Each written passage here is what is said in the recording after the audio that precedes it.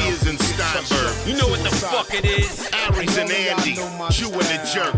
You know it's time to get this work. The real raw, gutter, uncut cocaine. No political corrections. Always sleep. Fuck being awoke. We discuss politics and jokes. Scribe, we lit. There's levels to this shit. Before you was sucking on your mama's tit. Aries Spears don't give a fuck. We talk about race a lot, racism, Sexism. Much love to my loyal bitch bag holders. Rollers, clip loaders. We got them in the folders. The whole world on our shoulders. Spears and Steinberg. Yo. 5 yos out of yos. We told you.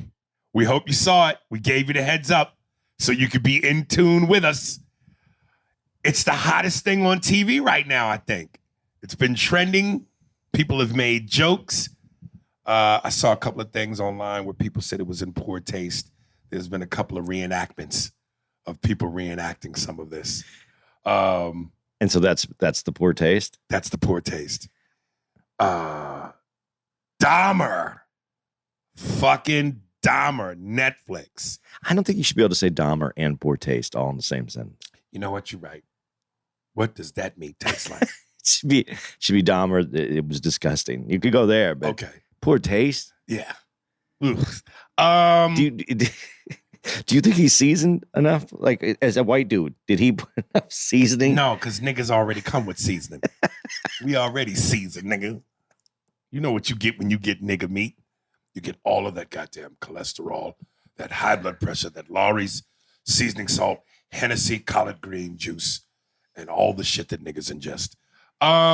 Right off the top, man, that first episode, I just wrote, dude is a sick fuck. Of course, I remember hearing about the Dahmer thing in the 80s. Of course, I was a kid. And I knew of Dahmer, and the most famous clip, of course, I'd ever seen was the black girl in the courtroom. Jeffrey, I hate you. But this was the first time I had watched what it was and how it unfolded. And it became apparent to me. Like I said, I remember hearing about it in the 80s, but as a kid, you know, you don't conceptualize or truly are able to grasp the weight of something like that. I'm 10 years older than you, so I saw it on the news, and it was scary, you know, that this dude's out there. And when they start talking about heads, I mean, when the news broke, they talked about the heads were found. You know? I didn't remember the specifics. I remember seeing the footage of barrels being rolled out. Yeah. But again, and I remember hearing about it, but again, at that age, you don't grasp the weight of such a thing. That's all we could talk about because we would look at each other and go, but you went to sleep with that right in your house. Well, you know, now that I've seen it in the way that it unfolded, yeah. And it hit me when I was watching this. I was like, he was a gay serial killer. Like, I knew him as a serial killer in the sense of the title, same as Ted Bundy, same as John Gacy, Wayne Gacy, or any other serial killer. But I didn't know that he was specifically a gay serial killer. There's an issue on Netflix because of that too. Really? Do you know that story No. yet? Okay, so on Netflix, to do the algorithms, they have certain keywords. You know, just like when you're trying to put your keywords out on Google or whatever, so people can find you. So one of the things that they listed it is LBGTQ plus. As a hashtag, like? Well, yeah, you put that so that it gets it trends in that, so that there was a big thing where there was an outcry that was not acceptable, and they took that off. By the gay community? Yeah, because they said that's not the representation we're looking for. Oh. So yeah, Let me let you finish. Yeah, so like now we're gonna filter the representation. Listen, you're gay and you want you're LBGTQ and you want equality across the board, then you have to own the board. You have to own your own serial killer. You got one. You have to be involved in everything. Now, and it's as poor as that is, as fucked up as that is, and I'm not trying to glorify it in any way. No. But I'm just saying, fucked up shit happens to Everybody. We don't get to pick and choose who's in our group. No. Or There- what happens to us. There was a designer way back in the 80s who is Massimo. It's the dude who made the volley shorts, and he still, I think they had Target came back with him in the 2020s here. But he said, he says, is it great being famous and seeing your M? Because he had that famous M, and he goes, it was everywhere. He goes, yeah, he goes, it's great until you see it on someone you don't want it on. Mm. And, that's what they're doing. If you do that, if you say, I don't want it on this because it's a bad light, you don't get that option. Like he didn't get to choose who got to wear his clothes. Yeah. You don't get to choose who has your moniker, your identification, LGBTQ plus. It just comes, and it's unfortunate. I don't know. It's not even unfortunate. What it is that we're trying to filter imagery to make things more accepting. Listen, we all know it's not about anything else. They're bad people everywhere. That's what it is. And so and bad shit happens to people of all ilks. So, that's on that isn't on the LGBTQ community. That's a human that's fucked up. Right. And he happens to be in that LGBTQ community. And you can't just go, well, but we don't want him. There wasn't a draft. He signed up. He signed up with you. So and I like how they kind of told this backwards a little bit. Because obviously they got right into it, no waiting. Yeah. First episode, you see the dude who escaped and who was the reason why Dahmer came to an end. And listen, I gotta be honest, man, as I'm watching this, like the dude that escapes at one point as a plan of escape, he tries to, he takes his shirt off. He says, go get the camera. You want to take pictures. And he's dancing sexily for Dahmer. And I'm going, this dude looks like he's in pretty good shape. He's got muscles, ripped, a little bit of a six-pack. I would think that when it becomes clear to you, and by this time, Jeffrey had already put the butcher knife in his face, told him he wanted to eat his heart. At that point, don't you do everything in your fucking power to go, this nigga's crazy. He wants to eat my heart. He's put a knife in my face. He's going to kill me. He's handcuffed me. Fuck fear. I am going to do whatever I got to do to escape. Even if it means during the struggle, I take a few stabs and some cuts. It's either take a few stabs and cuts, which can heal, be stitched, be mended, but I leave with my life versus not. Or you don't leave with your life, but you give it a shot. And he eventually did give it the shot, but I just wondered, why is this taking so long? You look like you're in pretty good shape. Nigga, bang the walls, scream for help, turn the goddamn fish tank over, throw the plates, pick up shit, throw it, move shit. Like, do what you gotta do. Well, you would think the same thing with everybody who's in these situations. Right. Because you, even if you don't, like you were just saying, even if you don't have a shot, take the best opportunity to survive, even if it's a 10% chance that you're going to make it because you want to. Right. But people think that they can talk their way out of it, or they can get through it, or something will happen to change it, or that he will realize that this isn't what he wants to do. That's what happens in people's minds. That's why they don't do that. When I first saw the first one that you're talking about, I was like, these are apartments. Right. It looks like they drywall in between. I just try to run my apartment into someone else's. Right, get drastic. Yeah. You're facing a drastic situation. Get drastic. And when you go, try to talk your way out of it. When a nigga tells you, I want to eat your heart, there's no talking. No. There's no talking. It's time to act a goddamn fool. As black people say, it's time to show your whole ass. There is, though, scenes that lead up where they explain that by he was very strong. They're like, you're so strong. Dahmer? Yeah, when he's weightlifting and he's doing all the stuff that he's doing. So apparently he looked weak. I got to believe to some degree, and I hope I would never be in this situation, that when the adrenaline kicks in, that's like turning into the Hulk. That's your gamma ray. Like something has to allow you to go, fuck. Again, especially when you go, oh my God, I could die. This motherfucker's trying to kill me. It's me and him. That's it. Yeah. But again, maybe fear is that paralyzing.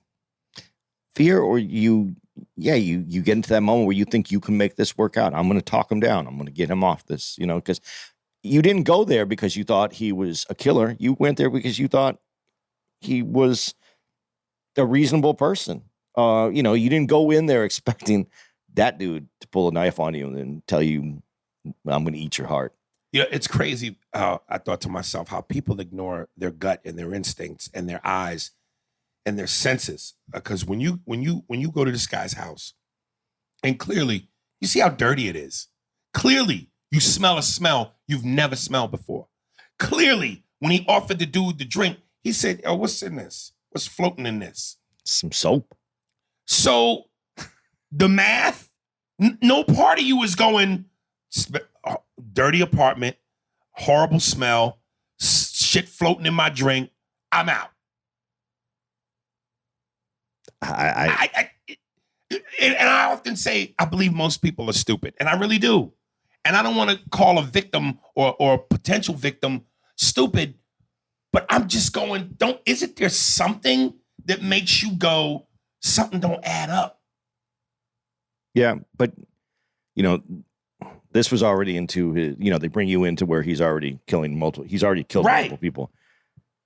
I mean, I'm just saying, this sounds so horrible. After the amount that he's killed, he's gotten better at it though. Like he knows how to pick that person out of the crowd too. That person that he can get back there, the person that he can manipulate, the person that he can overpower. He's picking these people. I've learned a valuable lesson that I never had to. It's not really a lesson because I'm just me and my personality. I would never do this anyway. But after watching this, I'm never going to somebody's house I don't know, and I'm not accepting drinks from white men. Well, okay, now just this is what women have gone through though forever, that they can't accept a drink. They have to see the person get the drink from the bartender, right. The new glass, the clean glass. Women have been going through this forever. Well, that's why I said when we did the New York City Times Square killer, I said it in that episode, being a woman sucks. Yeah. Everything that you have to be careful of, it just sucks. Dude, when his father was interviewed by the detectives for the first time and they broke the news, and his father was completely surprised when he heard the details as to what his son did. At no point did his dad think back and go, clues? You're getting roadkill, which that shit to me, I understand that he explained it, and what's the term, taxidermy? Yeah. He explained it later on that that's what gave his son joy. So he wanted to be involved in providing the joy for his son. I don't see how as a parent or even as a human being, you think that picking up roadkill is something that's normal. And roadkill, I can understand if there was some scientific way to go to a lab with a scientist's supervision, you can go do shit like that. But off the road, the smell alone, the visual of and you're doing that with your son? That to me is just okay. But on the other side of that, what if he doesn't become a weirdo and he becomes like the best biologist, best doctor, best whatever scientist ever? Okay. Isn't there a way to become that without doing it that way? There's got to be a school. I'm sure there's got to be a way. I'm sure there is. I'm just saying that, Dad, it's a cheap way to go get some. When you say cheap, you mean in terms of not having to spend money. Yeah, hey, look, son, look what I found. Yeah, this is a lesson. Sometimes money's well spent. Like they say, all money ain't good money. There's a time when you need to spend some money. That had to be the beginning of it, right?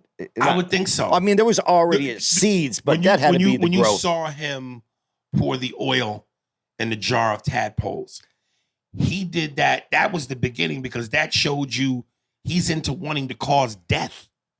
He knew that would kill the like. Even if he didn't know, what will this do? What else could it do?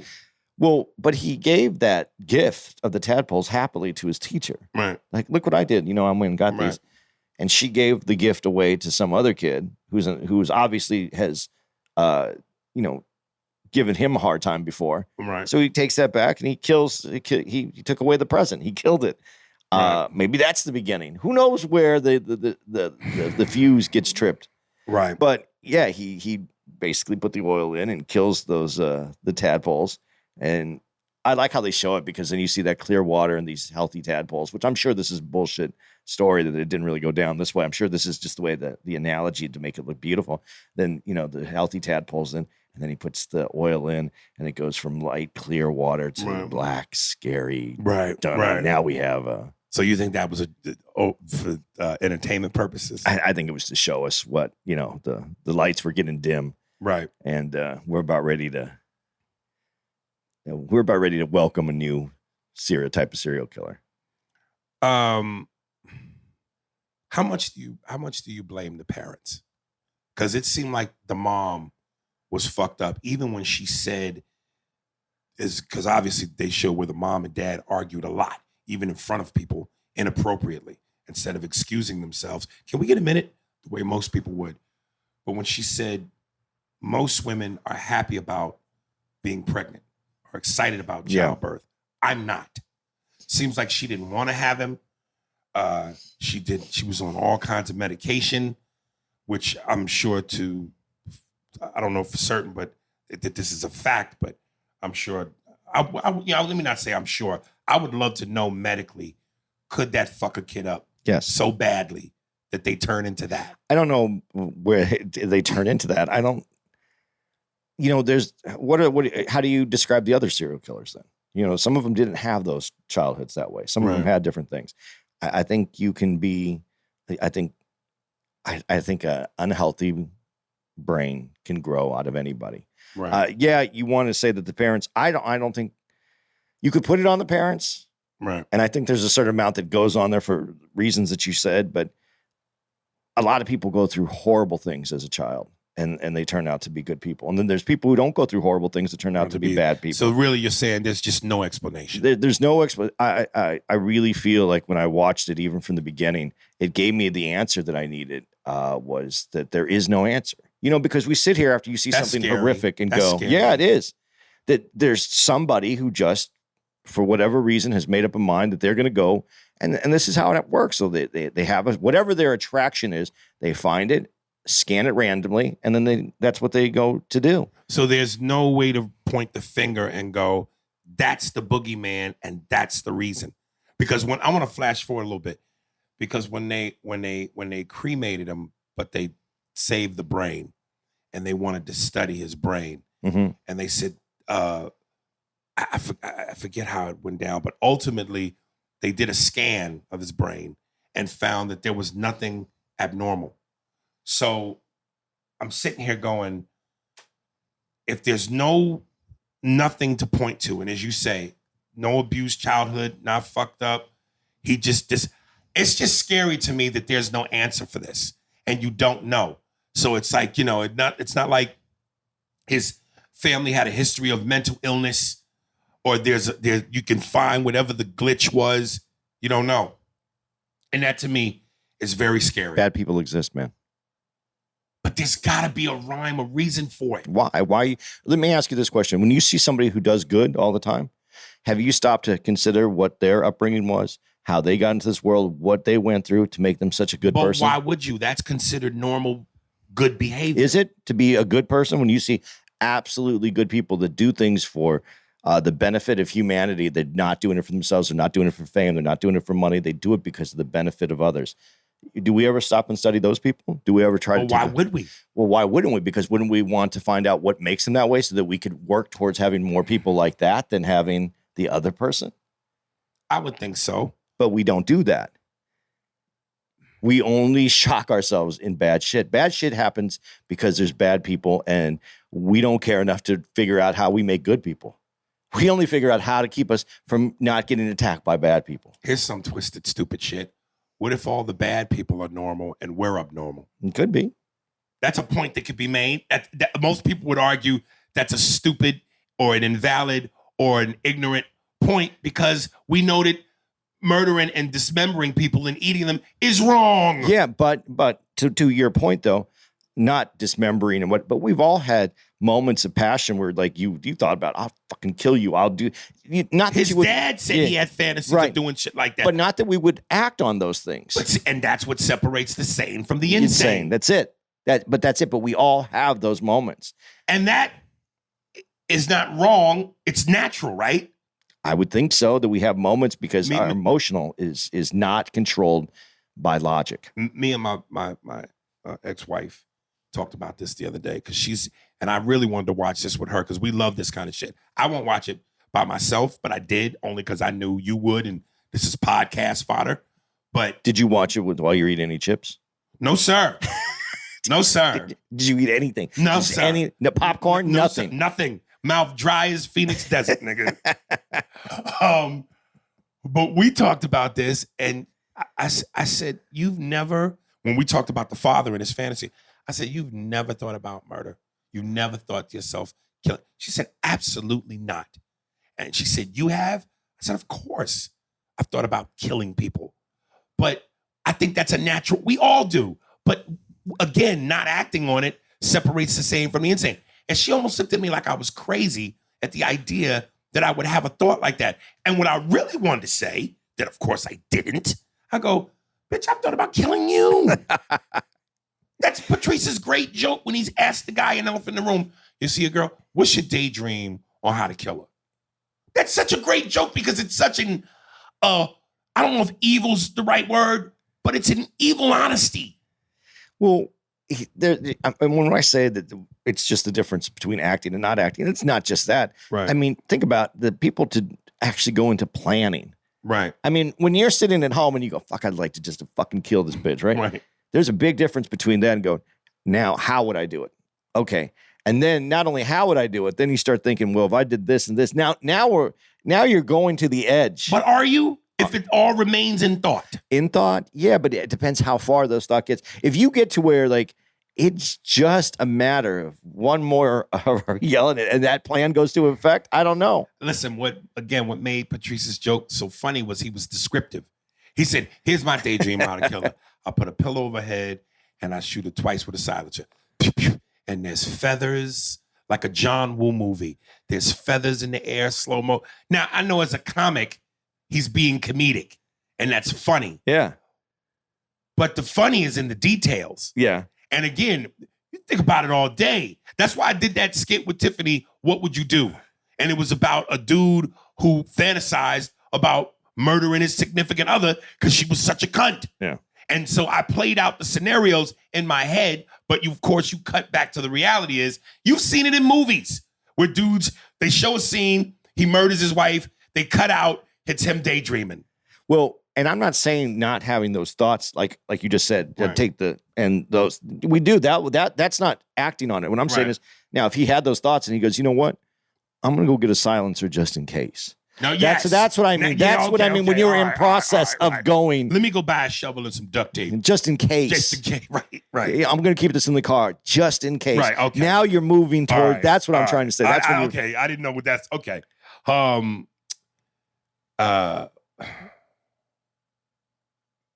wrote, it's crazy. Certain people's mindsets would never hitchhike in 1 million years, no matter what. And I didn't say the guy he killed. First, I was confused because it was the jogger. Yeah. Who he kept seeing on his route. And then he went as far as to, which I still don't understand, he jumped out the bushes with the bat as though he was about to knock this motherfucker out. And the dude was startled. Cut to, they just casually walk into Dahmer's crib as though, nigga, did he not just jump out the bushes with the bat and threaten you? What made you go, I'm going to this dude's house? That was a different dude, though, isn't it? No. Oh no, but that's a dream sequence where he's imagining it. No. He waited in the bushes. He with the bat. He timed it. Dude came out. He jumped out with the bat.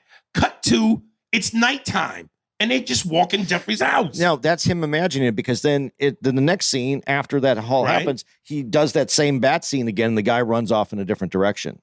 Really? I didn't catch that. Yeah. All right, I misinterpreted that. That has to be what that is because the guy is fine. He leaves and he runs away. Right. And that just would be like he hadn't got to the kill level yet. He hadn't got to the. Oh, okay. He had to work his way to. You know, here's the. I think this makes me sound gross when I say this. It only takes the one. You know, we're talking about this like, you know, bad people, good people, whatever. But after you kill that first person, right? Well, they say the first one is the hardest. Right. So afterwards, right. I would think that if you could commit something as heinous and as gross as murder, after that, you're desensitized. So it only would get easier. Well, if it was intended, I mean, there's people who've killed people accidentally, and then they have a hard time adjusting to that. Right. But if it was intended, yeah, you just have to get past that first one, and then, you know, I don't know how you judge, but this is the thing. Like, if you're I'm going out on a limb here when I make this up. Okay, if you're a mob enforcer, I mean, you get there by killing someone that someone told you fucked you, and you did, and you work your way up, and now you got whatever amount of kills. You know, that becomes easy. You still can be a family man. There was a reason for it. It's this, but this one has no protocols to it. This is just, I have this feeling, and I need this. Because when he does, are we getting to where he has this? You know, he just wants to be with these people, and he never wants them to leave. Right. That is. I'm just wondering, though, is that because there's a certain sense of loneliness he wants filled, or is that just because I'm not ready to kill you yet? I want to play with my food before I eat it. I think that's part. I don't think it's the food part. I think it's the connection. He wants that person never to leave them. I think that's the. I don't know that I buy that. I think he's biding his time till he's ready for the kill. Well, he was. I'm only going by this story. I don't have studied Dahmer or, you know, read a lot of intensive things on him, but to this story, he's looking for what has been missing. His mom left, his dad left, he's at home by himself. I'm not saying that's the cause of this, but that longing for someone who doesn't leave him. That longing, you know, when you see him just want to lay down with someone. Right. But see, when you go, this is where it gets crazy. To want to lay down with someone, I understand that. But when you steal a mannequin and you want to lay down with a mannequin, now something's off. Yeah. Yeah. But that was the closest he could get to. He was trying to connect. He can't connect. Let me jump off for a second. Something that my ex-wife said as we were talking about this. And this is where sometimes we go, we wish we had the proper representation to speak on its behalf instead of us sometimes assuming, because we don't know, because we're not of that person. We don't live in that skin. But I was like, yo, it's amazing to me how easily this dude would go to the same gay bar and just pick up men instantaneously and get them to go back to his apartment. And my ex-wife goes, you know, I have a gay friend, and one of my gay friends told me that a lot of gay dudes in the gay community, when they meet dudes for the first time, they just go off and fuck. There's no courtship. A lot of them just fuck each other. Now, again, how true that is, I don't know. I would love for a gay person to tell me that. I'm sure there are gay people that go, hold up, slow down, let me get to know you, let's go through a courtship. I'm sure. But the way this was played out in this series, and she's telling me that a gay person has told her this. A lot, and listen, when I used to watch NYPD Blue, there would be many cop stories about dudes hooking up, meeting, going to some park, doing it in a bathroom somewhere in a public bath, where gay men can meet each other, and if there's an instant attraction, they fuck immediately. Okay, well, let's work through this just for a second, real quick. So as a dude, and we've seen this on shows, and they've done studies on it. If a woman walked up to you and said, "Before, don't lose your thought, please." Okay. I think you mentioned something about this before, which is why it'll make sense to me. Go ahead. If a woman walked up to you, she was attractive in whatever attractive you needed to be. I'm not saying she has to be a 10. Right. It's a solid 6, but she's sweet, nice. Whatever it is that sparkles, right? And she says, "Hey, you're just very attractive to me. This has nothing to do with you being famous. Just you're at Walgreens." Right. She said, "I'd really like to I'd really like to take you back to my place. Would you come back to? Yes. Okay, so now that's your male instinct kicked in, right? Yes. So if you're a male and there's another male and they both have those instincts, Instantaneously. they don't get caught. And again, as you said, I'm not saying this for all people, and there's certain parts of your life that you want to be special. So this doesn't mean daily. Right. Why doesn't that make sense? That would happen because, and this is where it gets on the landmine, the mental landmines, Floor Creek conversation. I agree with you. Because as men, hey man, shit, like Patrice and Elephant in the Room, women just point at it. And dudes will look around. Me? It ain't a trick. Is this like dudes will look around like, is this a trick? Damn, baby, monster's giving up pussy. What am I do? Meaning, if the bitch point and say, you, fuck me, and the bitch, niggas is fucking. Because like you said, the male instinct. But then I also go, gay men act very feminine. So even though you're saying the male instinct, when your every move and your every ism is that of a female, wouldn't you think like a female, they'd make you wait and put you through a courtship process? Are what you're thinking though, what you just said is female. That's not female. It's a male. It's not female. Those moves, those things that you're saying aren't necessarily to be female. It's to be in every relationship, there's a dominant and that's what that is. This is where the technicalities of this get tricky and where people go, I don't get it. Because I know what you're saying about that. There's the dominant and there's the non-dominant. In the relationship, one is more the leader and the other is more of the passive. Like the male, the female. Generally. But I'm just going to your point. If what you're saying is true about the male gene and a chance to fuck, because man, we will fuck you immediately if you give us the opportunity. But girl, the finger snapping and girlfriend, ooh, child, all of that. And some gay men go as far as to eyeliner, blush, eyelashes, heels. I'm thinking if you're portraying the sensibilities of a woman, I would think as a woman, you'd make a man wait, like most women do. But they're men. Okay.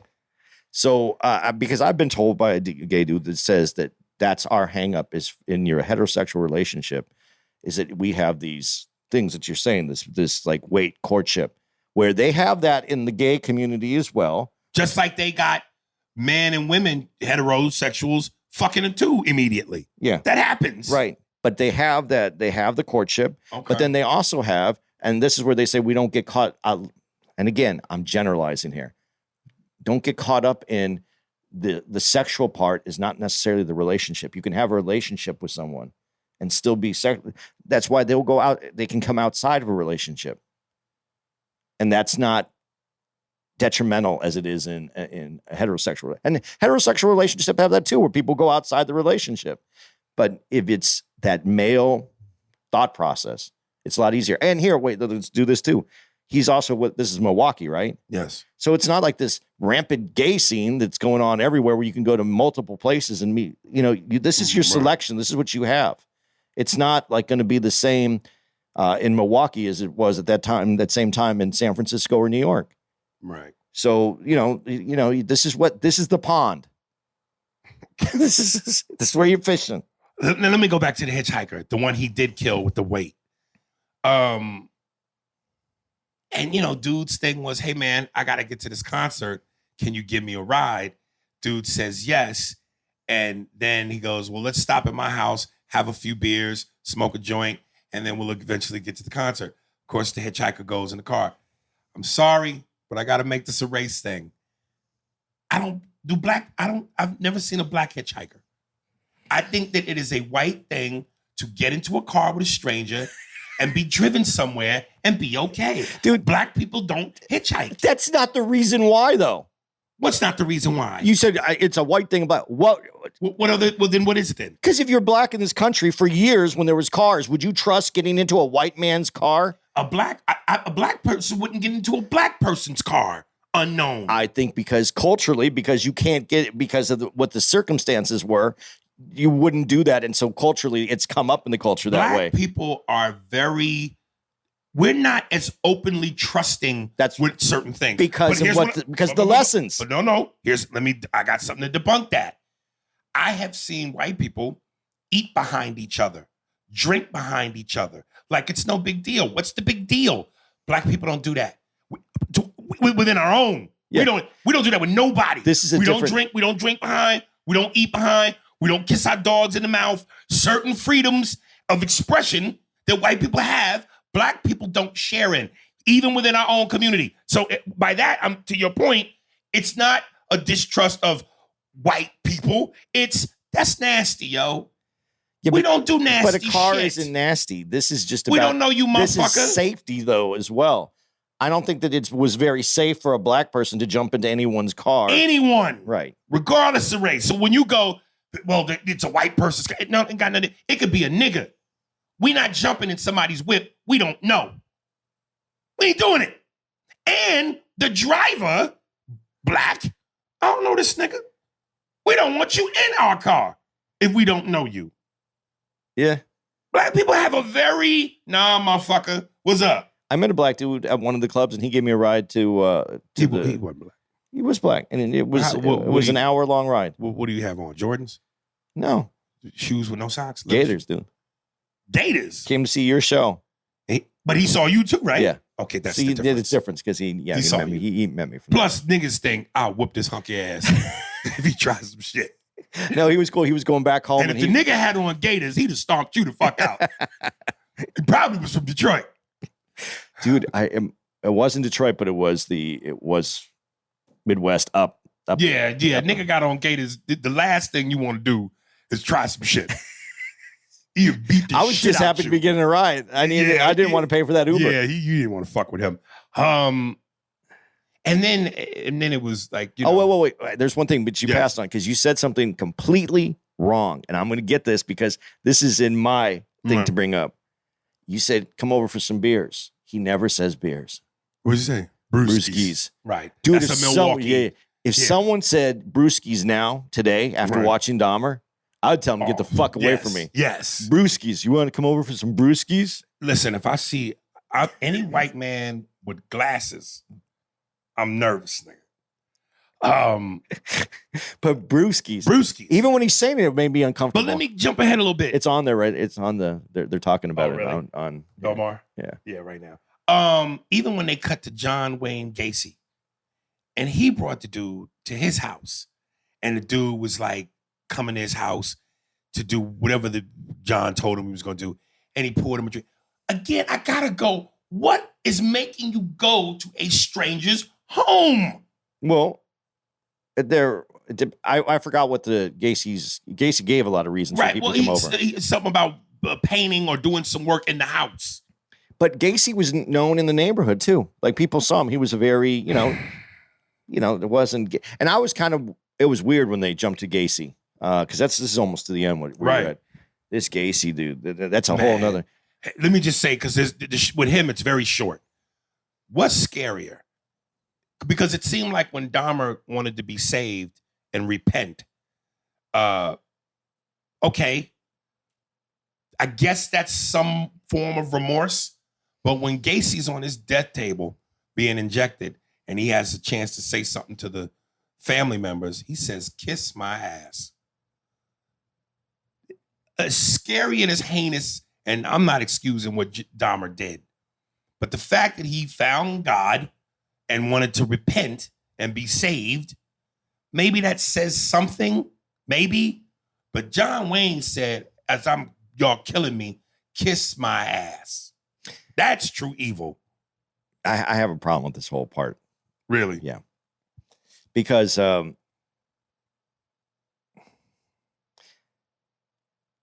there's some sensibilities that the makers of this docudrama put together in that, because there's and maybe it's true. I don't know. Again, haven't done a lot of reading on this, but for when they talk to Dahmer, he says, "Well, I admitted to everything. I'm not hot. I'm not hot."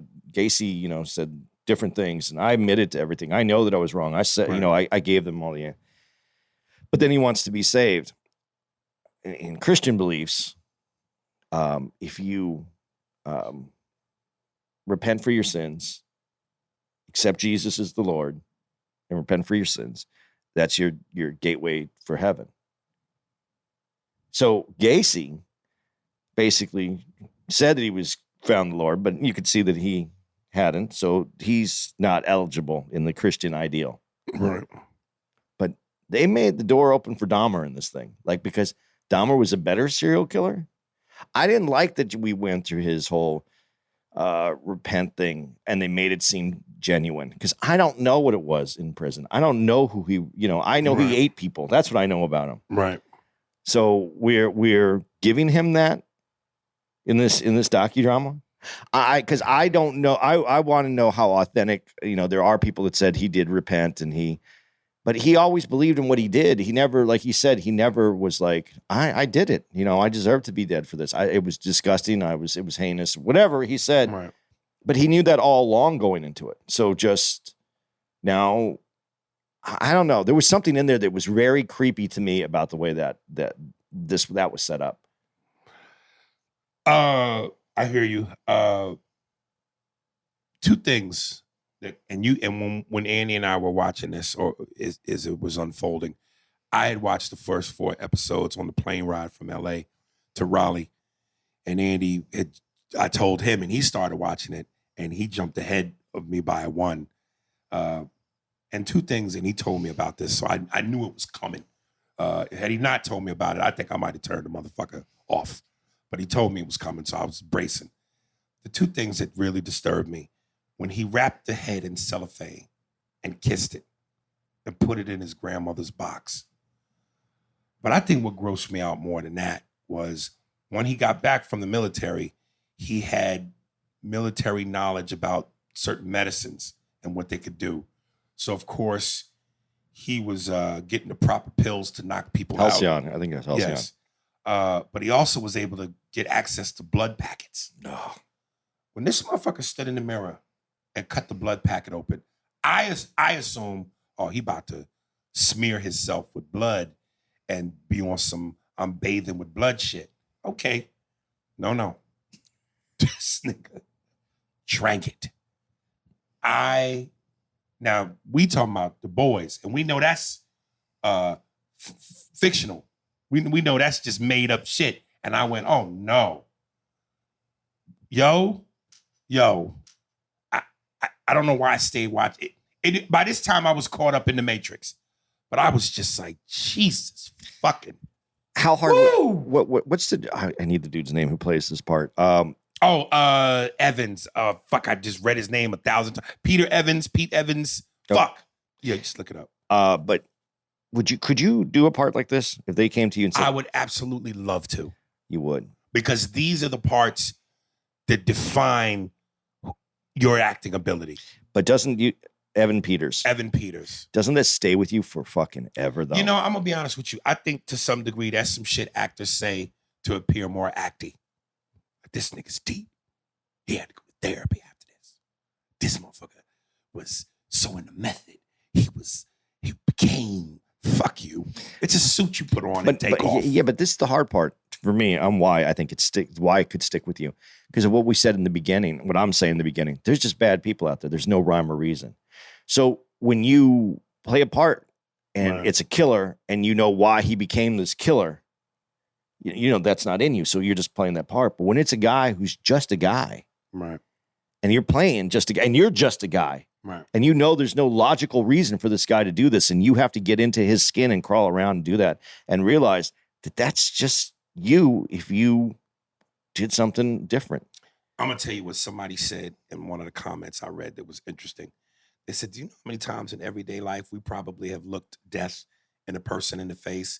You just didn't fit the criteria to be the victim. Right. That, to me, to what you're saying is scary. I've walked down the street before, and you think about it, especially, if you're in dense population, someone's killed someone in the street. When you're at a football game, right, and you got 80,000 people at a football game, There's some killers in the audience. You don't think there's somebody who killed somebody in that audience? 80,000 people. I would think that if you enjoy the joy of football live, you're not a murderer. I disagree. I think anytime there's a big crowd, there's someone in there who's killed somebody. Right. I know that's a horrible thing to feel, but no, I don't think that's realistic.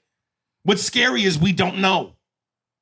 You know what I mean? No, because I mean that's the thing that they say. You know, I would have never thought that guy did this. Maybe you can explain this to me because I was confused by this. So when he takes the guy to the hotel, excuse me. Oh boy, I knew some of the meat I had was bad. I won't go there. I had no idea it was actually people. Right. The guy he takes back to the hotel, who he eventually puts in the suitcase and takes back to his grandmother's house. The day before Dahmer wakes up and the guy's dead and his face is all fucked up, Dahmer was dancing with him. Dahmer had drank the drink that he was supposed to give to him. Dahmer was fucked up. So when did he kill him? Because when the guy is, when he shows you, when he fucks the people up with the drink, they pass completely out. So Dahmer passed out, woke up, and then fucked them up? He was fighting through that. He was like, come on. He was fighting through that, which can leave you in a state, obviously, of aggravation and irritation. I think that when you're, like, when they showed the black dude who was drugged, and the only reason why he didn't die was because the grandmother interfered and slept till he woke up, remember? Yeah. And then they took him to the bus stop. He was on the bus. He was still fucked up where the bus driver had to tell him, hey, this is the last stop. Cut to the dude's walking through a cornfield and he passes out. So if that's what that does to you, which does it to you for a long time, when would Dahmer have ever had the strength to fight that dude? But he also took less. He realized that it wasn't there. He only took so much of it.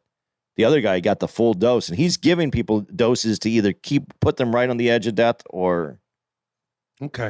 That didn't make sense to me because when he woke up and they showed dude's face and then he'd been obviously beat to death or heinously enough to be fucked up, I was like, yo, Dahmer was fucked up too. He raged on it. I wish they'd have showed that. You can hardly... No, I was scratching my head going, this doesn't make sense. When he put him in the suitcase and you heard him lean on in the cracks, did you hear the cracks of the bones? No. I was like, oh, the Aries can't. I didn't catch that. There was like... I did not catch that. Listen, I don't watch this shit twice. Everything we watched, the Night Stalker, the New York Times City Killer, I watched this shit once. I don't go back and watch these things. No. I don't know if I could go back and watch this. Where are you at? Oh, well, speaking of the black dude, when the black guy says to Dahmer, let's make this clear. We're not sleeping together. And Dahmer responded, well, we'll see about that. Yeah. I was like, oh, shit. And even then, the black guy still stayed. Like, that's why I'm just going, where are your instincts, people? Well, that's why I was going to bring that up, too. Obviously, black dudes do go over people's houses. Black people do these things. Yeah, but they're gay black dudes. Okay, so now you're making them gay black dudes. But I'm saying, again, to Elisa's point, I mean, to my ex-wife's point, you know, he said nothing was going to happen, though. Huh? He said nothing was going to happen. Yeah, he made it clear. But also, let me retract. He also went there under the guise that Dahmer said, I'm going to help you get home. Right. That's so true. he was also thinking, you know, I'm only here because you said you were going to help me. And he kept saying that. So, yes, I win that point. Yeah, but black guys I know, honestly, and I'm sure most of the dudes you know would have just said, if somebody tried to get me in my house and keep you there longer, fuck you, I'm out. And that would have been the end of it. It wouldn't have been, all right, I'll hang out for another 3 minutes. I mean, there's a short clock. Right. And then you're gonna be out. Because you have something to do. You're not gonna this guy's fucking you up from getting to do what you wanted to accomplish. Right. So and I think anybody, and this is the weird part, I think anybody who has something to do is not gonna let someone just keep going, oh, let's have another brewski and then we'll go. Right. You know what I mean? They'd be like, fuck and that was the other thing too.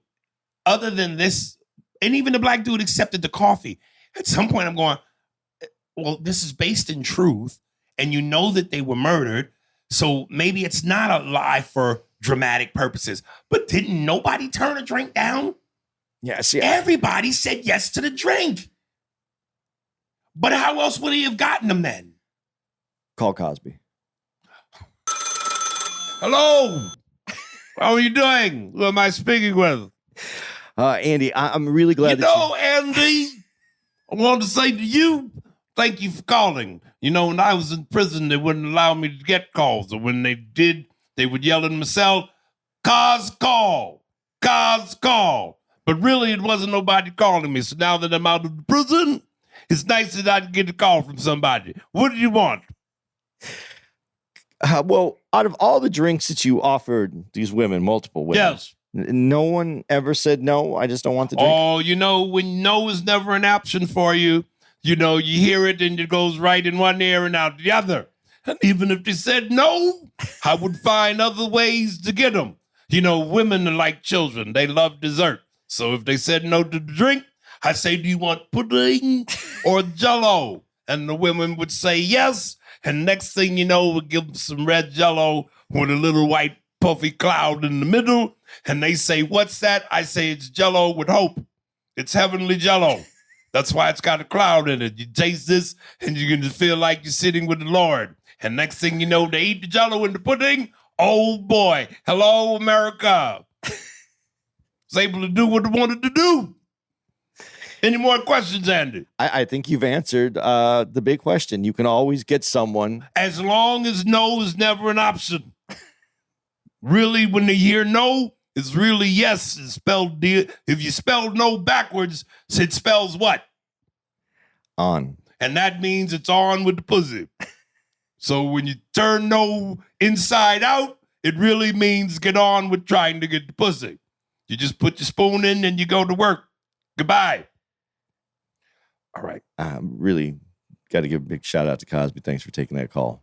Oh, yeah. You know, Cosby's always able to spread some fatherly advice. Jello. Jello. Jello. No means on with it. Dude, when they show Dahmer in court for molesting the first Asian brother and the judge lets him off, was that white privilege? Yeah. You know, this, I tell you, I hope in my next life, if I come back white, I really wanted to see what that feels like. This man was accused of doing something heinous, and the judge let him go. Because he, under the guise that he didn't want to ruin his life. So what this means, and this is white privilege, is where you can go, I have not succeeded in anything. I failed at everything I've done.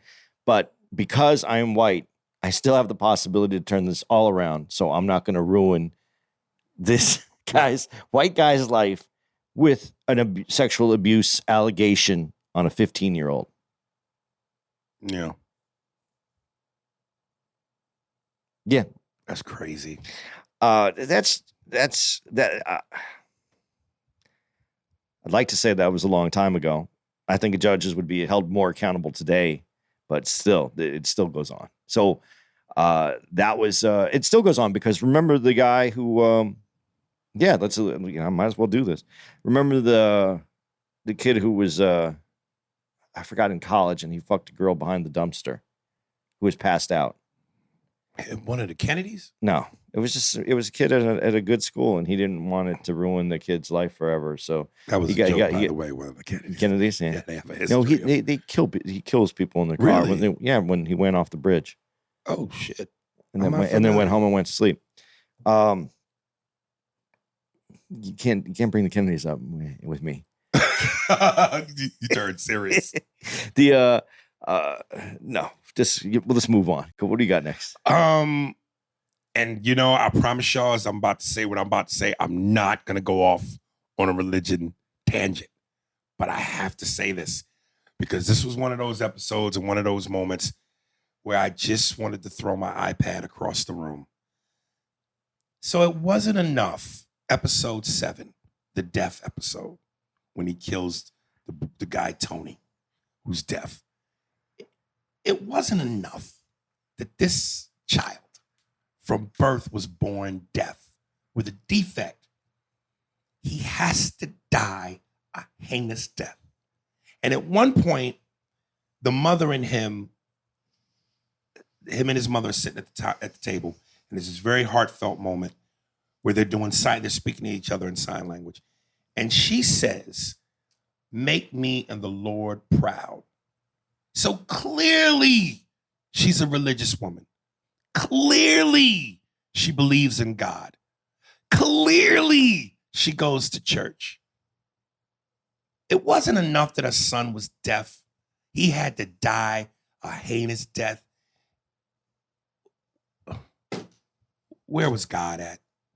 And I know that maybe Andy will tell me, well, God was in the fact that he X, Y, and Z as opposed.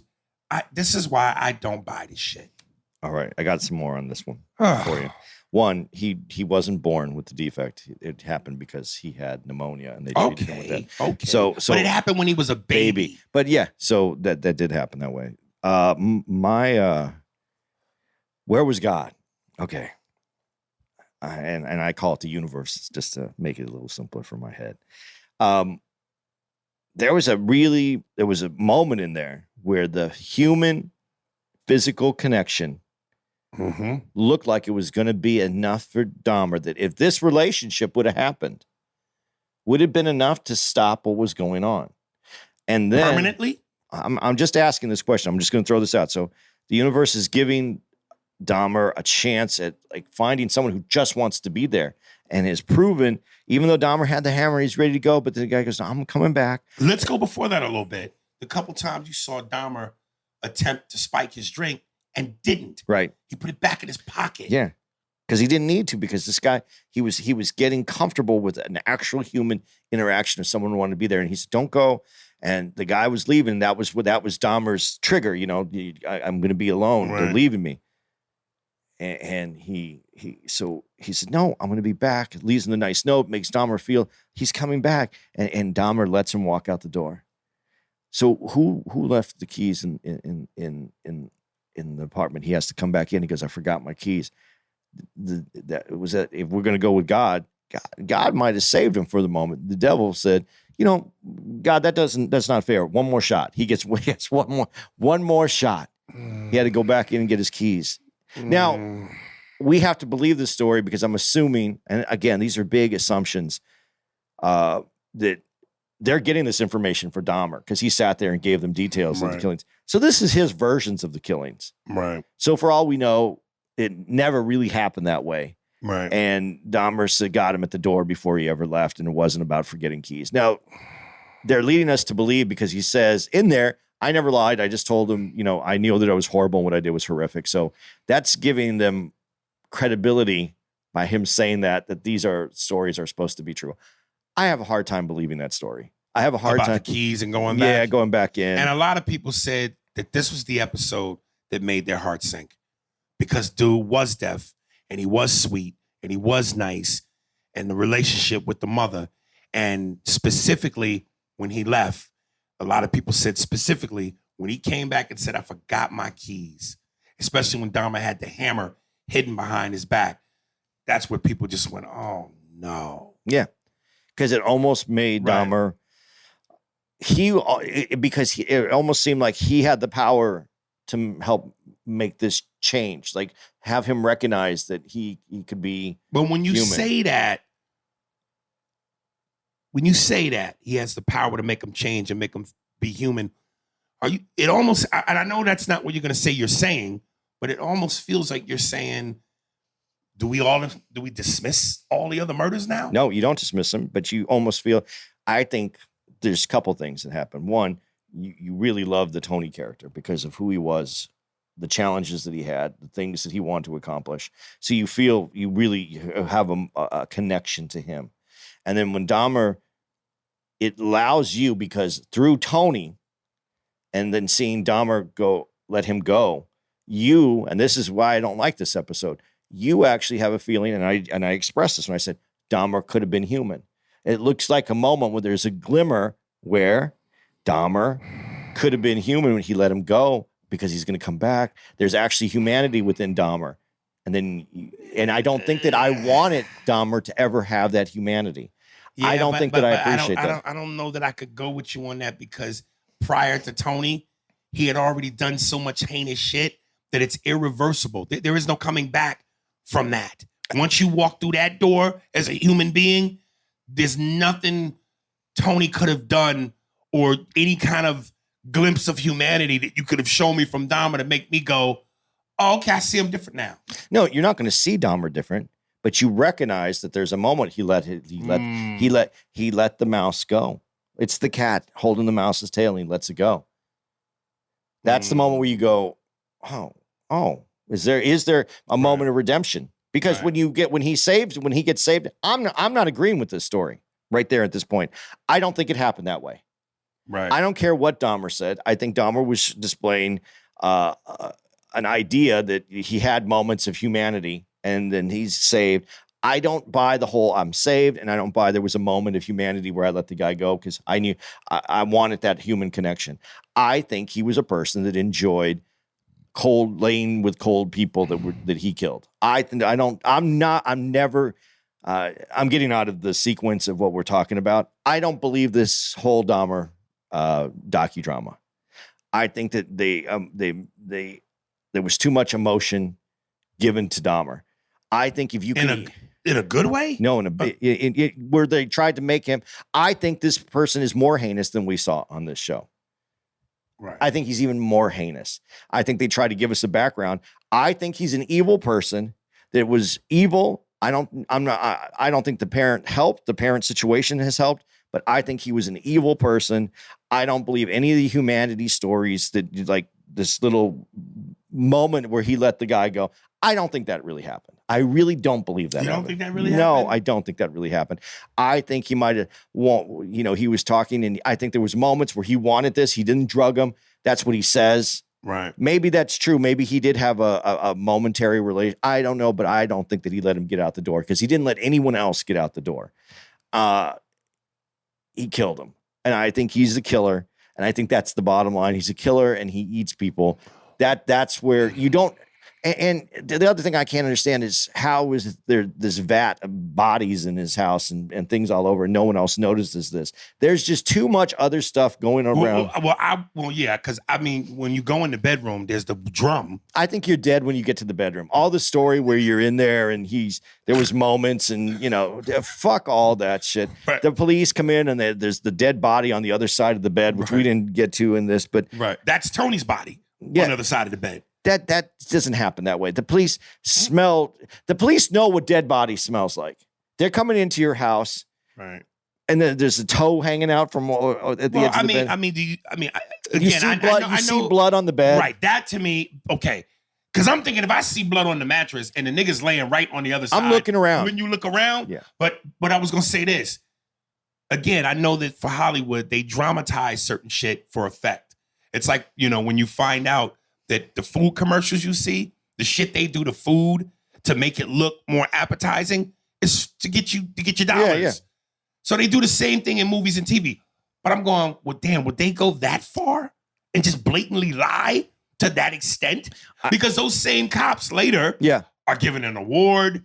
They lose their job, but they come back.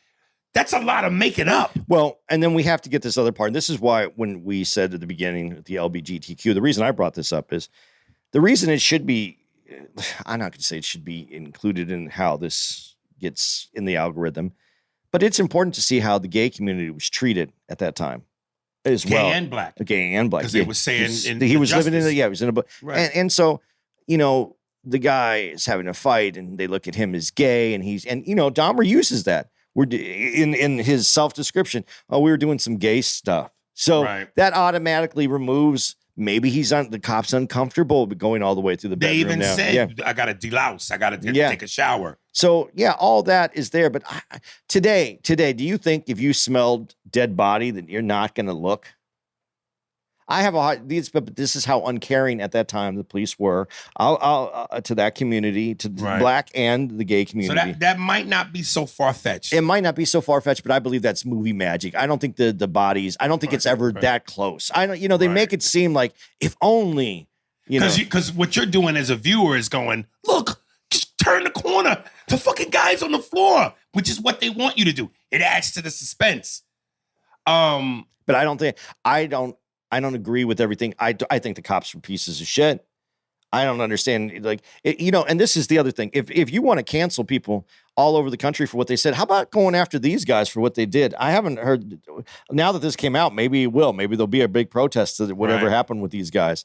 But that's just straight up wrong. At no point I was going, Niecy Nash's character, the neighbor. Yeah. Sweetie, if you want the cops to come over because they're not coming over, lie. There's a white guy I hear a white guy screaming. Yeah. They'll be right over. But there's already multiple calls to this place. And here's the other thing, though, that in going backwards, the media didn't cover it this way. We heard that he was gay later, but like when you hear people talking about it, because he seemed like a nice guy. He was always quiet. He was quiet. He didn't seem like a killer. And then you have this other in this. This is what I would have wished they would have explored more, that this part of the story wasn't told, where she's living next door, and is this body smell, and is this coming through?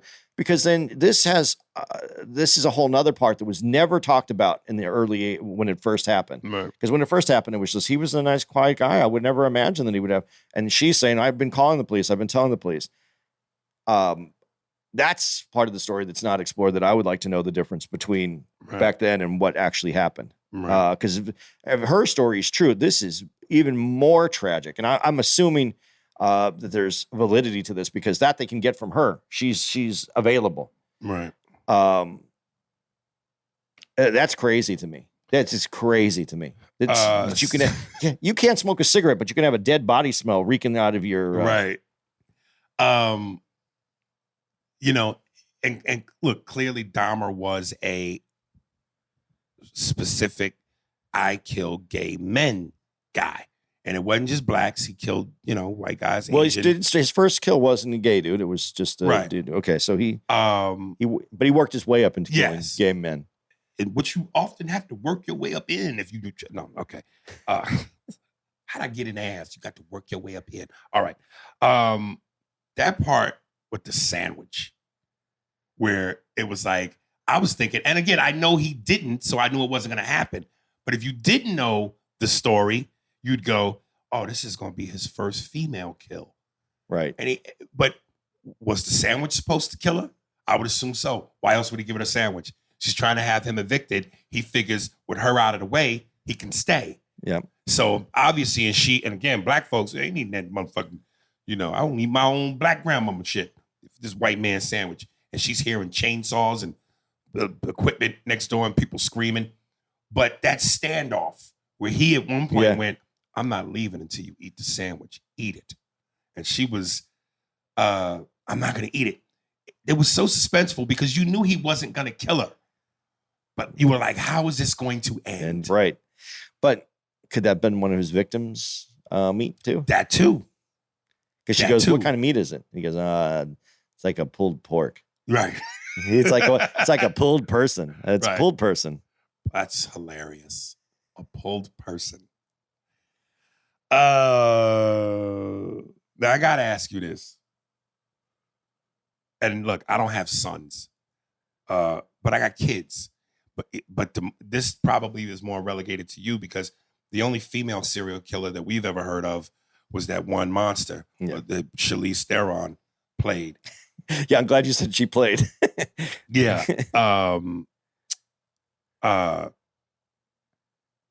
Could you still be a loving father the way Dahmer's dad was to him, even after knowing what he did? Could you still hug your son, love your son, embrace your son? I think if you have love for your kid, I think it would hurt you. I think it would kill you. It would pain you. He seemed to make it all about him anyway. Right. He made could have been me that did this. Could it be he made the whole Dahmer thing about him. Right. So yeah, I think he still loves his son. Could I love my son if he killed a bunch of people like that? I would have empathy, and I would love the son that was mine. I wouldn't love the killer. Right. I would have a hard time.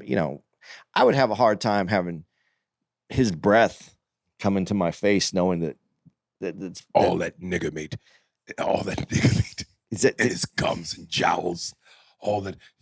You would have a hard time him breathing all of Tyrone, Jerome, Jaleel, and Kashawn in your fucking face.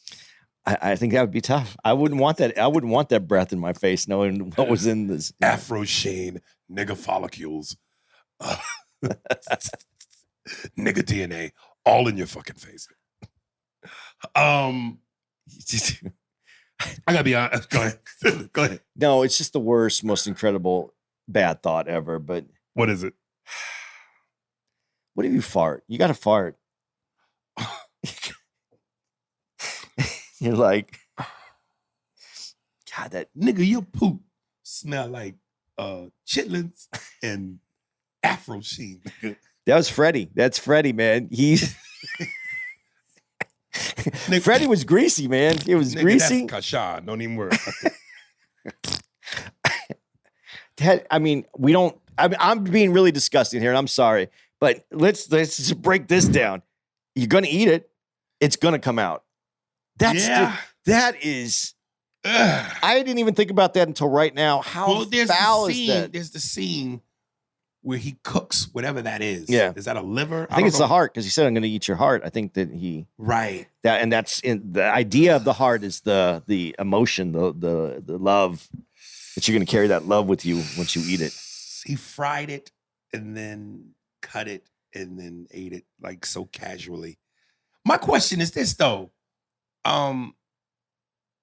The smell that's so bad, is that because he's cooking it and that's the smell naturally of human flesh, or it's sitting out somewhere? Because if it's in the refrigerator, how could you smell it? If it's cold, no, you can still smell shit when flesh rots. Yeah, it's distinct.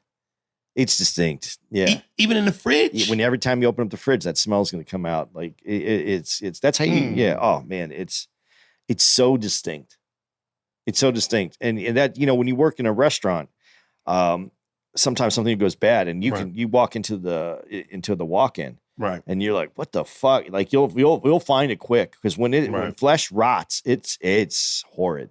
Right. So that's the other thing that I can't believe that these people could walk into this house with this barrel and all this, and no one's gonna accidentally see this, or no one's going to smell it. Like if you walked into someone's house and it had a funk and you didn't know them, you're not going in. I don't care what the ride is, what the brewskis are. That's what I'm saying. That's why I have a hard time with this story. I know these came from Dahmer, a lot of the stories, but the neighbor's living next door too, and she's saying that he's having these guys. And what is wrong with people if this is it?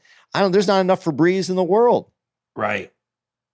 And even if the house didn't smell, when it looked as dirty as it did, that's enough for me. Well, with Tony, though, he cleaned it up. It was nice. He was making it good for Tony. I'm going to go back to the thing about being a father. Dude, I honestly think I'd have to disown my kid, man. You doing that type of shit. Like, I don't understand if me loving you still could cure you or help you, then I would, you know what I mean? Well, I think when I said it, I think there's another part of this. If you found out he was doing it and he was still doing it, I don't think you love the kid because you'd want to turn him in. You would have to take this kid off the street.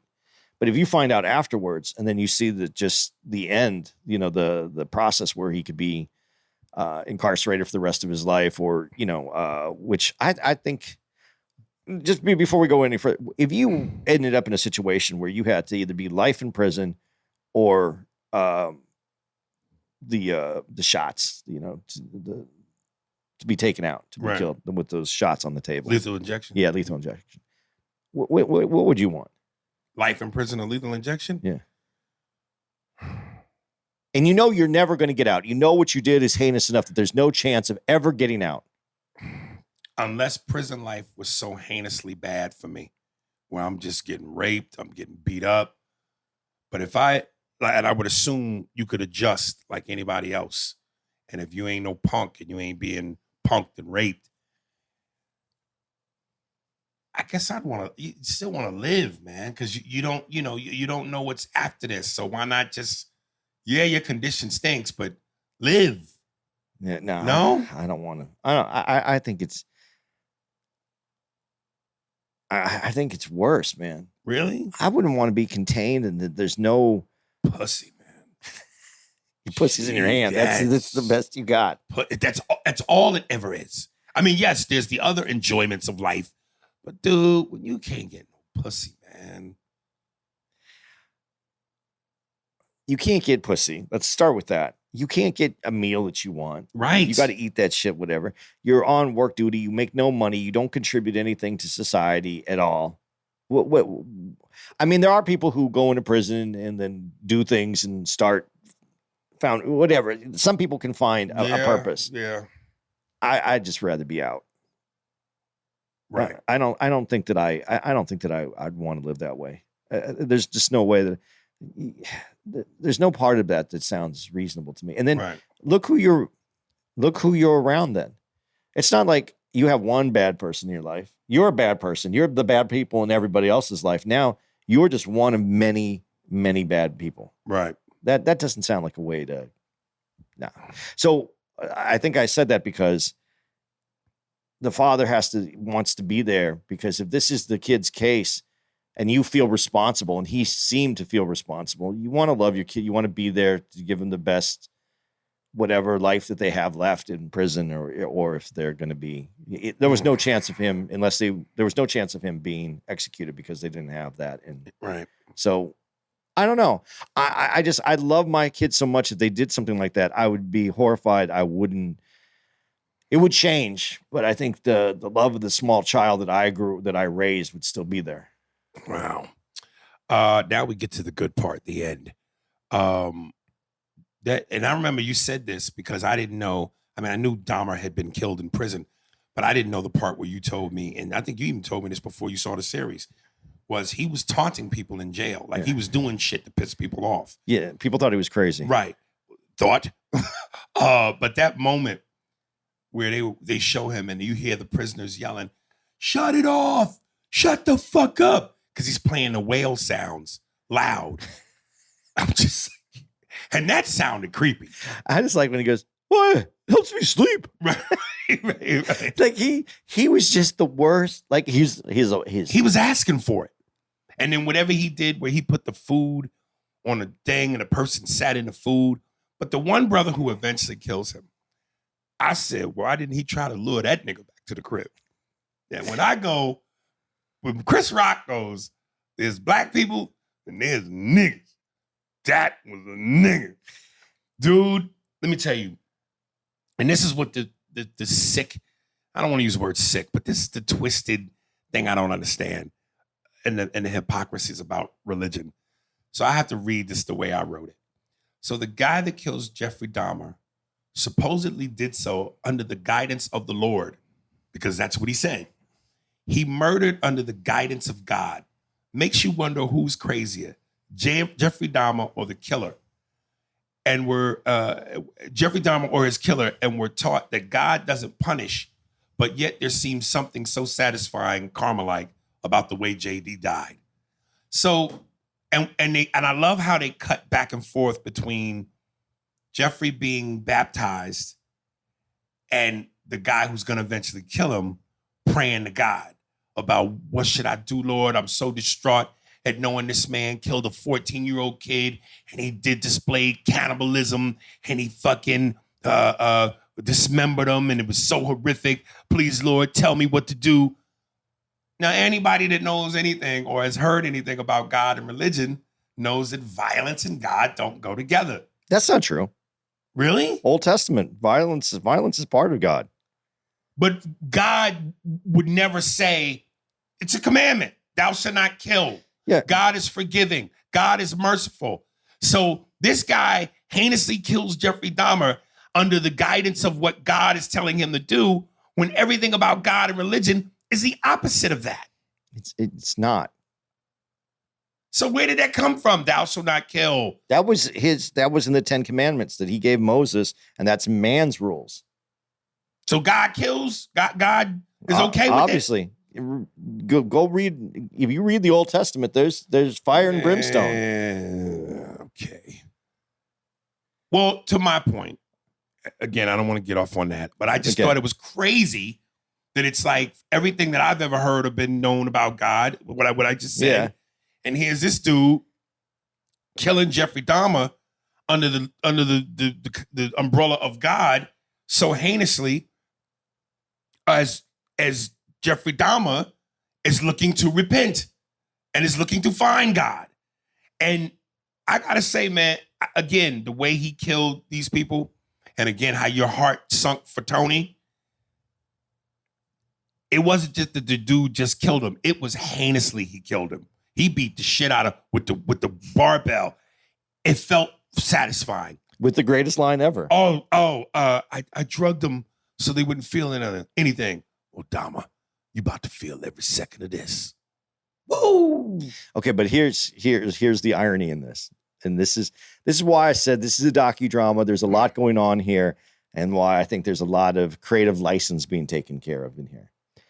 Dahmer is finding the Lord, right? Yes. He's going to be saved, dunked in the water. Yes. What's it called? Baptized. Baptized. He's going to get baptized. He's going to become basically a follower of Jesus, part of the flock, right? Yes. At the same time, this other guy who is in prison that wasn't supposed to look at she didn't want to give him the papers on Dahmer because that could trigger something in him because that was in his file. Right. But she gives it to him. And now he is praying to God on what I should do. So did God send him to kill Dahmer? According to him, he did. After he's repented. So now Dahmer is part of his flock. So the way this is done is that God has allowed a soldier to kill Dahmer after he's repented for his sins so that he can go to heaven. The guy that killed him? No. Oh, Dahmer. Dahmer. Right. That all works together. Oh, well, let me back up a second. In a horrible, horrible way. Right. Okay. But let me back up a second. This dude was upset because he even said the first joke that Dahmer told, or the first whatever thing he did to piss people off. And I remember he raised the chicken thing. Like a thumb, and he licked it. So this dude approached Dahmer at one point and said, "You're being disrespectful." So this dude had it out for Dahmer already. Because I'm thinking, well, I'm one of God's flocks that sent me to get you. Why you? What made you think you had to do it? But you clearly had a motive. Now, had Dahmer not pissed you off, had he not disrespected you or done anything but stay to himself and be quiet, would that same dude have still felt that? Well, there's something about it because not only did, and this is movies, not only did Dahmer do something to annoy him, but then he followed it. He just got that evil feeling from him. He said there's something creepy about him. Then he goes to the psychologist, I believe, and he wants to know more about Dahmer, and he gets all this. So there's a series of things to make him be this guy. It isn't just that he is this guy. There was no reason for Dahmer, and there's a lot more that goes into what I'm saying to this, because Dahmer, even though I'm saying there's a soldier sent to kill Dahmer is now saved, so Dahmer gets to go to heaven. And there's not one person that when I heard the news Dahmer was killed in prison that went, "Oh, that's too bad." Not one person did. So it was all right. That's how everyone, I don't know anybody who goes, I'm sure even the people that, and we didn't talk about this, but I would like to talk about this, is the fans of Dahmer and the fans of JC. Right. But I'm sure even those people didn't care. Now it's just going to be part of the comic book. It's going to be part of the series. Right.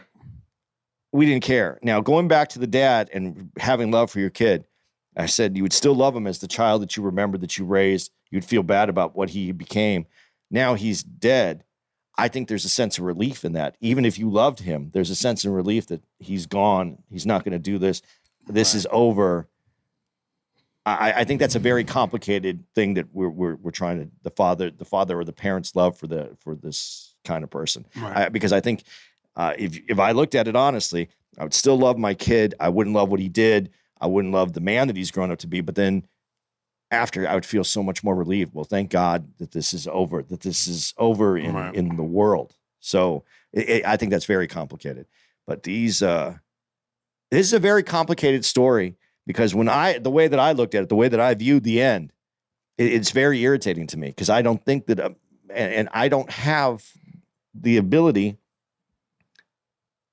to, I shouldn't even say what I'm about to say. I don't think someone like Dahmer gets to go to a better place. I'm gonna tell you something. And in my constant, in my, I don't know if constant or inconsistent is the word I'm looking for, but in my inconsistency on trying to be constant about God and religion, like I said, and I've said this, there are days where I go, you know what, I believe. And there are days I go, I don't believe. Karma, if that is such a thing, that feels like it was supposed to happen. Because for you to kill 17 people heinously, one of which is a 14-year-old boy, that just seems too much of a coincidence, that you die a horrible death.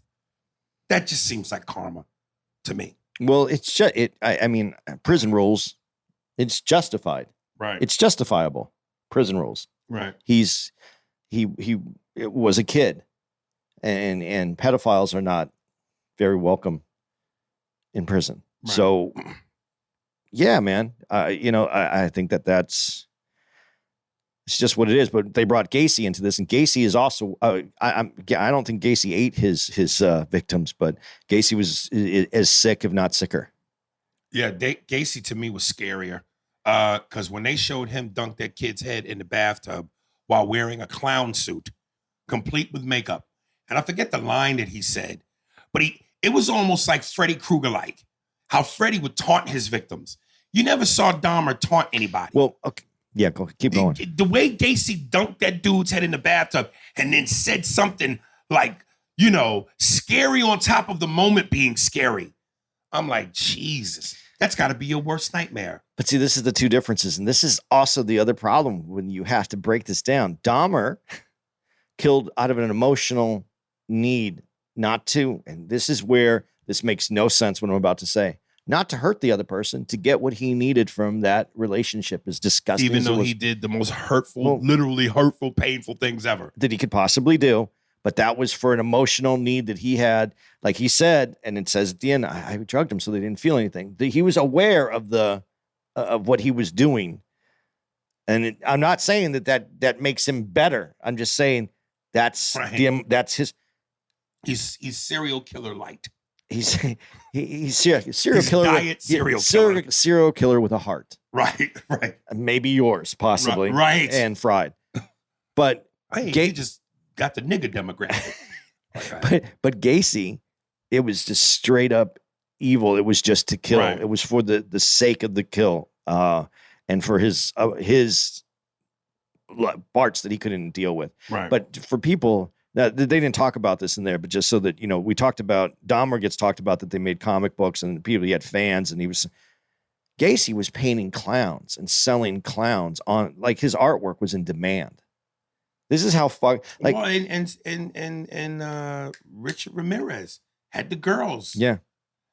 Dude, sometimes I'm going, all right, are these people just doing this as a sick joke? Or they genuinely mean this? Because if they do, that's just as sick to me. I think there's, when we're having this conversation, there's why I said you have to be careful when you say, like, I imagine killing this person. I think that that's the crossover. These are the people that imagine it, couldn't do it, but they enjoy the fact that this other person has.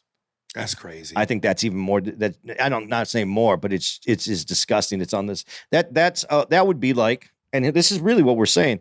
That would be like if Dahmer could advertise and say, I'm going to kill this person courtside at 9:00. All who wants to attend, please show up. People would show up. And those are the people that would show up and watch it happen, because they're fucked up and just a different, they can't finish. They're not closers. Dahmer was a closer. The story's complicated, is what I'm trying to say, because it was the Michael Jordan of killing. It's a complicated story, because I can't believe that this. I don't I can't agree completely with this docudrama because it disturbs me more if I do. And there's other things I want to know. And now I probably will do some more reading, look back, because I want to know what was the lady's name that lived next door again?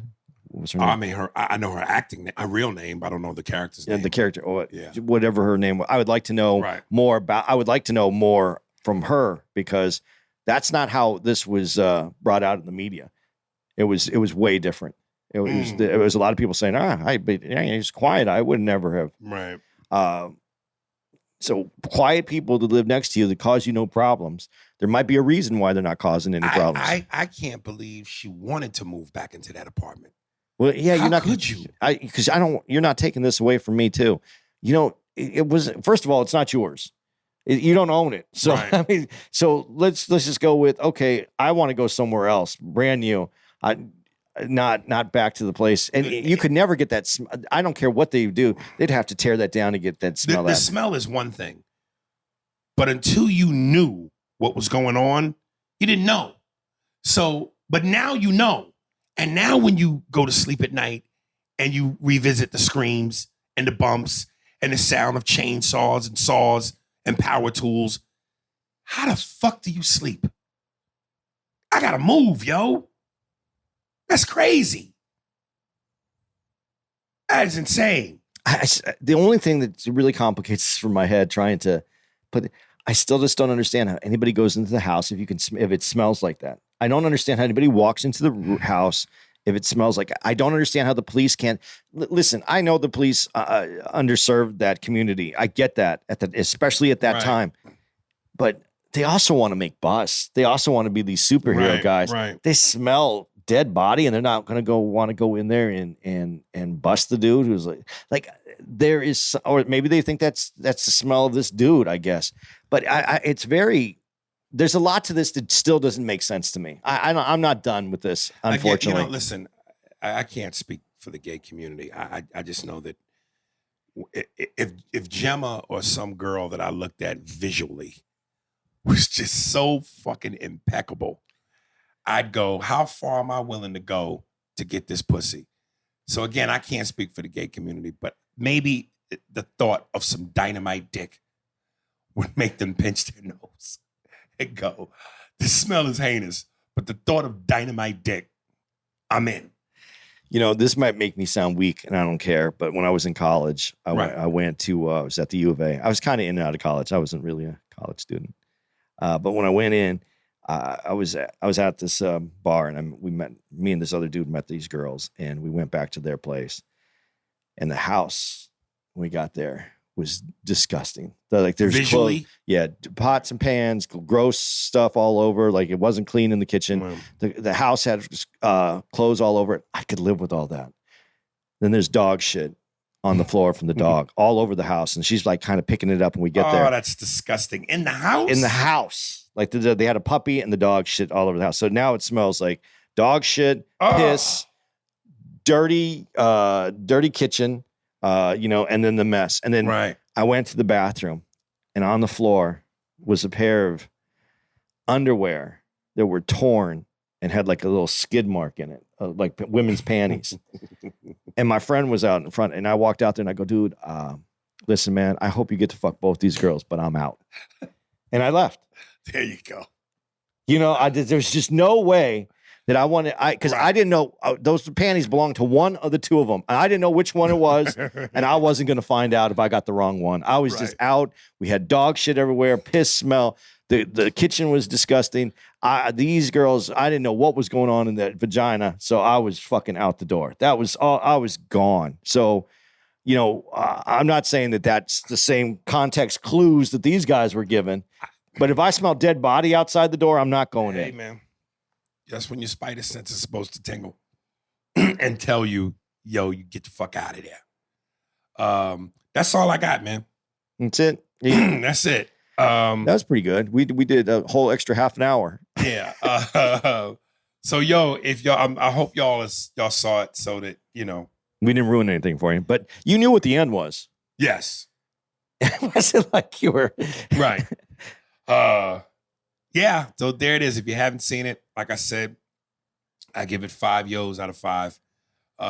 It's It's a great watch. Would you say this was more creepy or scary or both, or which one would you give it? It depends on how you look at it. It's creepy in the fact that, these things happen. It's scary in the fact that you don't know that we're staying in a hotel tonight. Yes. I don't know who's next door to me. Right. Or who could be sitting next to you during a podcast. Yeah, but exactly.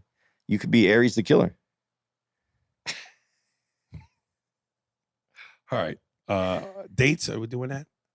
Listen, we're at Levity Live. In West Nyack.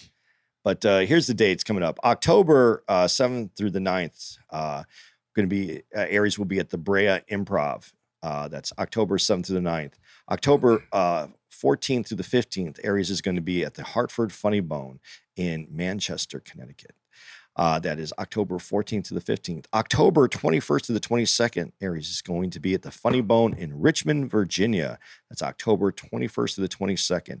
And then we're going to be, I join back up, we're going to be in Orlando, October 28th through the 30th at the Orlando Improv in Florida that just got nailed by by Ian. Hurricane Ian. Yeah. And then November 10th through the 13th, we are at Chuckles in Tennessee. That's November 10th through the 13th. Chuckles, Tennessee. You going to say anything in there? Or you want me to keep going? No, you keep going. And then November 18th to the 20th, we're going to be at the Tampa Improv. And that's the 18th to the 20th. And that's the other city that I guess was creamed by Ian also. All of Florida, right? Florida got a hit on the West Coast first, and then on the East Coast, it came back over the top. I like Florida. I really do. But Florida feels like a menstrual cycle. Once a month, there's just a flood of destruction. Can I just say one more date on there that I really I'm going to do two more dates. They're way in the future, but I wanted to do them. December 1st to the 4th, we're going to be at 1st to the 4th, we're going to be at the Improv in Ontario, California. Oh! And that's one we just haven't got to do enough. And I really like that one. So I want to make sure the people in California area, that's the 1st to the 4th of December, the Ontario Improv. And then our first time, December 29th to the 30th, is going to be our holiday, our New Year's. Yes. And to all our Baltimore fans, we're going to be at Magoobies for New Year's Eve in Baltimore, Maryland. Yeah. We usually fuck around at the Comedy Factory. Comedy Factory, but we are going to do Magoobies this time. So there we are. Just wanted to give that little heads up on those two dates. All right. Coming up, this is Justin Anderson, Mr. Anderson. Justin Anderson, big Justin time music. I don't know if this is his Instagram, but BIGJUSTINTIME